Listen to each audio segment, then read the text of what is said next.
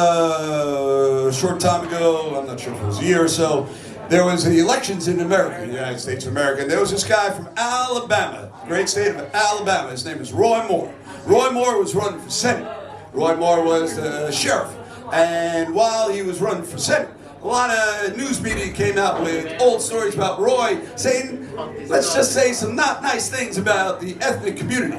Also about having a predilection for following young ladies around the shopping mall and trying to get busy with them. Now, to, let's say, absurd the bad press on the social media, Roy Moore and his wife, Mrs. Moore, they decided to do a press conference on national TV. And Miss Moore stepped up to the microphone and she said, blah, blah, blah, my husband's not a racist, because we have a lot of black people we go to church with and they come for dinner and stuff. And then she said, and my husband is not a racist because one of our lawyers is a Jew. And I, being a Jewish person myself, thought that was hysterical. And that inspired me to write this. Roy Moore's wife said it best when she said that.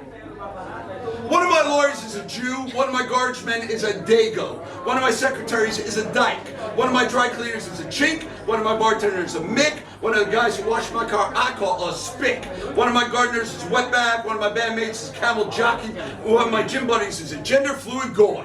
Now one of my house painters is a Polak, one of my mechanics is a redneck, one of my post carriers is a cracker, a faggot. And one of my deli guys is a dothead, one of my surgeons is a goop, and one of my IT guys I call a poo. And one of my best friends is a lesbian Canadian, one of my pharmacologists is a kite, and one of my neighbors is a no.